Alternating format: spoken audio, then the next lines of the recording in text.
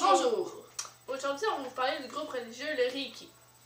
Eh bien, le Reiki, c'est une méthode de soins qui est non conventionnelle, d'origine japonaise et qui est basée sur des soins dits énergétiques par apposition des mains. Le Reiki a été découvert par Mikao Usul au Japon entre les années 1865 et 1926.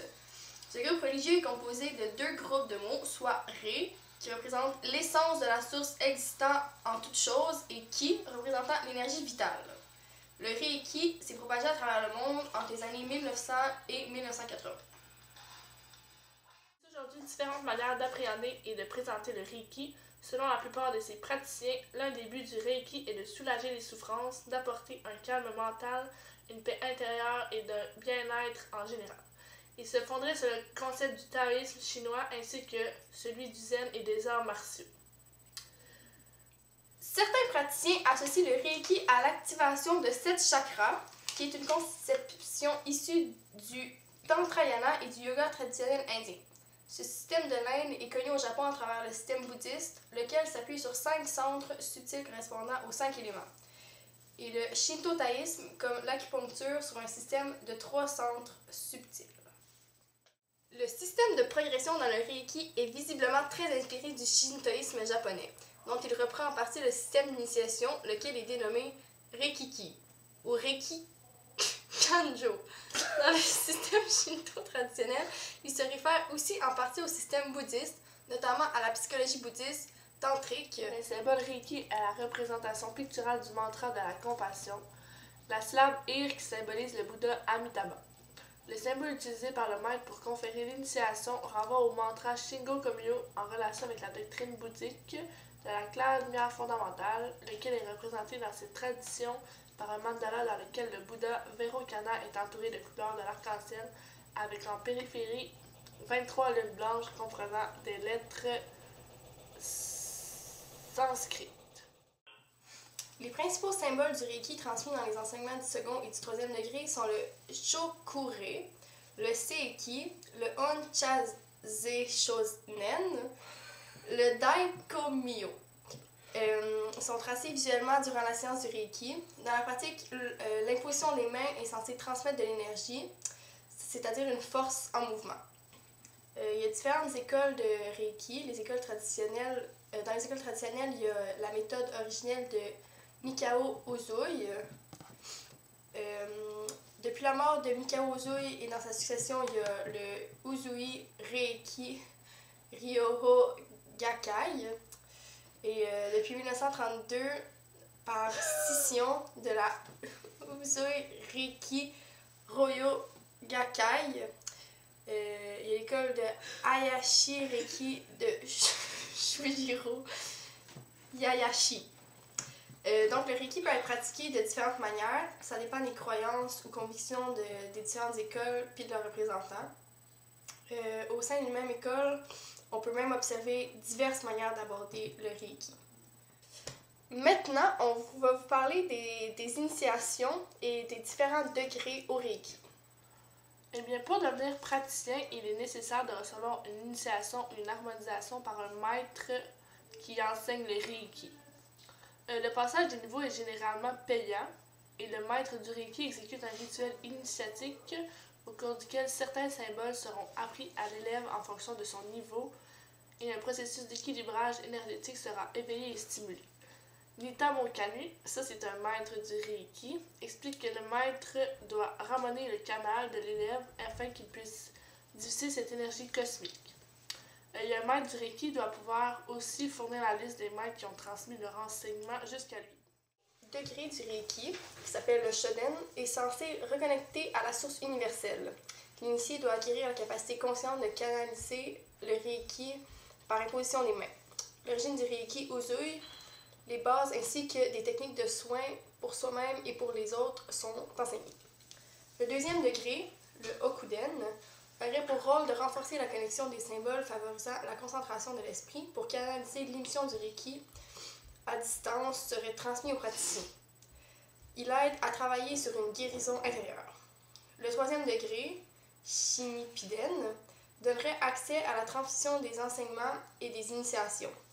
en tant que maître enseignant du Reiki. Il peut être divisé en deux parties. Aussi, l'intervalle entre les différentes initiations peut varier selon les différents enseignants. Il y a certains qui initient leur élève aux différents degrés dans un intervalle court, tandis que d'autres peuvent l'initier dans des intervalles longs pour des raisons d'assimilation, le travail sur soi et la pratique sur autrui. Dans le Reiki, il y a 5 principes qui ont été énoncés par Mikao Usui. 1. Ne te mets pas en colère. 2. Ne te fais pas de soucis. 3. Sois rempli de gratitude. 4. Accomplis ton devoir avec diligence. 5. Sois bienveillant avec les autres et avec toi-même. On va maintenant vous parler des symboles du Reiki. Donc, les symboles du Reiki sont 4 lignes de son et 4 figures, utilisées pour transmettre l'initiation du Reiki, opérer les soins à distance et traiter des troubles psychophysiologiques par leur visualisation. Dans le fond, il y a 3 symboles, et le premier, c'est une sorte de spirale qui est utilisée dans le rite impérial. Le deuxième, c'est une sorte de déformation de la lettre du transcrit tibétain A, qui s'écrit AH. Et le troisième, il y en a 2, c'est des idéogrammes courants désignant littéralement le retour à l'origine pour le premier, et l'étoile polaire entre le soleil et la lune, et également l'empereur pour le second. D'après les instituts nationaux de santé des États-Unis, le Reiki n'est pas une médecine fondée sur des faits, mais une croyance basée sur la foi. Le National Council Against Health Fraud des États-Unis déclare que les effets attribués au Reiki sont d'origine psychologique, comme ceux qu'on peut constater dans l'effet placebo ou la suggestion, et qu'il n'y aurait pas d'effet réel, voire aucun effet. Selon Edzard Emst, professeur de médecine complémentaire, après avoir étudié toute la littérature sur le Reiki, rien n'indique que son efficacité dépasse celle de l'effet placebo. L'existence du Ki et l'efficacité du Reiki restent à prouver pour la majorité de la communauté scientifique. En effet, bien que les petites études semblent suggérer une possible efficacité en accompagnement d'un traitement conventionnel sur l'anxiété et la douleur, aucune étude d'importance n'a trouvé l'efficacité du Reiki dans le traitement des maladies. En 2008, une revue systématique de toutes les études publiées à ce jour sur le Reiki qui a été réalisée afin d'évaluer les preuves de son efficacité. Sur 205 études potentielles qui ont été identifiées, seulement 9 essais cliniques randomisés ont atteint les critères de qualité définis. Les auteurs ont retrouvé des faiblesses méthodologiques pour la plupart des études et ont conclu que les preuves scientifiques étaient insuffisantes pour suggérer l'efficacité du Reiki dans le traitement de n'importe quelle maladie.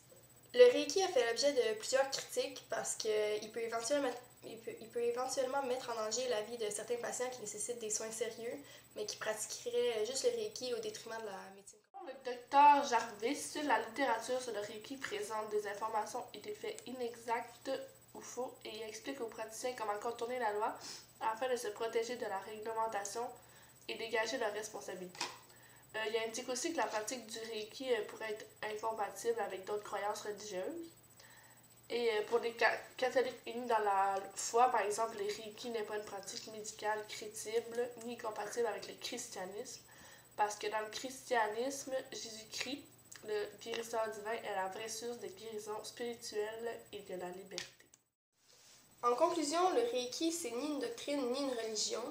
C'est une médecine qui est accessible à tout le monde, mais qui doit encore faire ses preuves du côté de la médecine conventionnelle. Le Reiki ne se limite pas à un simple soin corporel, bien que le corps constitue la base du travail. Cette religion permet d'aider la personne qui le reçoit de façon globale, tant au niveau physique que mental, émotionnel ou spirituel, à se prendre en charge. Le Reiki agit en profondeur à tous les niveaux de l'être, induisant un état de profonde paix intérieure, tant pour celui qui donne Reiki que pour celui qui le reçoit. En canalisant l'énergie vers lui-même et ou vers d'autres êtres, le donneur baigne ainsi dans un climat d'auto-guérison permanent.